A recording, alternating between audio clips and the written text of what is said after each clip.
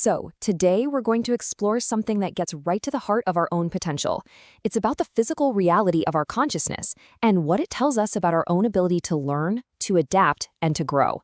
This is the Petabyte Brain. Everything really starts with this one question, a question that sits at the foundation of any kind of personal or leadership development. What is the true scale of our potential? As we're about to see, the answer is literally written into our own neural architecture. But, to really appreciate the discovery we're talking about, we have to start with the baseline, the picture science had of the brain's capacity for a very long time. And it was, well, surprisingly simple.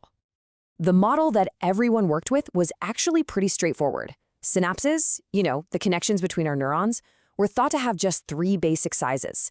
Think of it like a light switch with only 3 settings: low, medium, and high. This simple model naturally put a ceiling on how much information we thought our brains could actually store. But then, a really foundational shift happened.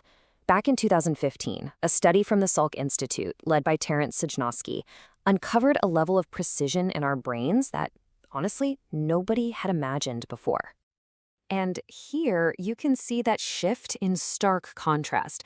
We went from a model with just 3 synaptic sizes to a new understanding of 26. Now, this wasn't just a small adjustment. It was a total rewrite of how we understand the brain's internal language. 26. Let's just let that number sink in for a moment. We went from 3 distinct states all the way up to 26. This incredible jump in detail is really the key to unlocking a much more accurate picture of our brain's true capacity. And what's truly amazing here is the precision this implies. Before this study, scientists had basically written off these tiny variations in synapse size as just, biological noise. But this research showed that differences as small as 8% are actually distinct, meaningful signals. It's a powerful metaphor for our own lives, isn't it? What subtle signals might we be dismissing as noise when they're actually trying to tell us something important?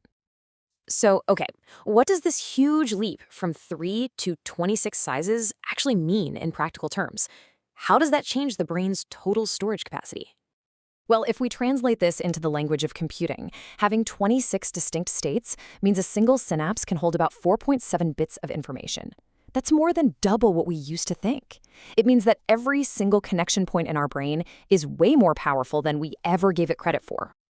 And when you scale that up, across the trillions of synapses in the brain, the implication is just profound. As you can see here, the brain's total storage capacity is now estimated to be 10 times greater than we previously believed, a whole order of magnitude larger. And this is what brings us to the whole concept of the petabyte brain. So what is a petabyte? It's a unit of information equal to 1 million gigabytes. It's a vast, almost unimaginable amount of data.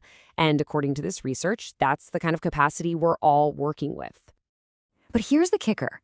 This capacity isn't static. It's not like a computer's hard drive that just sits there. The research also showed that this entire system is in constant, dynamic motion. It's a living, breathing, responsive system. This quote from the study really captures the dynamism at play here. Our synapses are constantly resizing, adjusting their state and their storage value every 2 to 20 minutes. Our internal landscape is in a state of continuous, responsive change.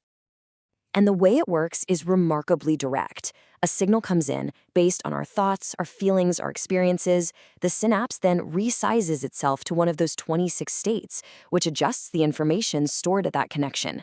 This is the actual biological process of learning and adaptation happening in real time all the time. So, this is where it all comes together. What does all this science really mean for us, for our lives, for our growth, for how we lead? Let's just pause and really consider this.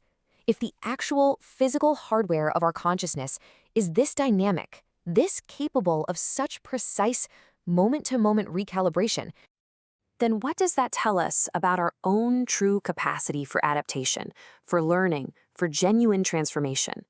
It suggests that our potential to change isn't just some nice idea or a hopeful philosophy. It's a biological fact, hardwired into our very being. And so that brings us right back to our opening question, but with a whole new perspective. Knowing that we're equipped with this vast, precise, and incredibly dynamic inner architecture, the question really shifts. It's no longer about whether we have the potential to grow. It's about how we consciously and skillfully engage with that potential. How do we learn to lead both ourselves and others from this place of incredible innate capacity? That right there is the work and the invitation that lies ahead.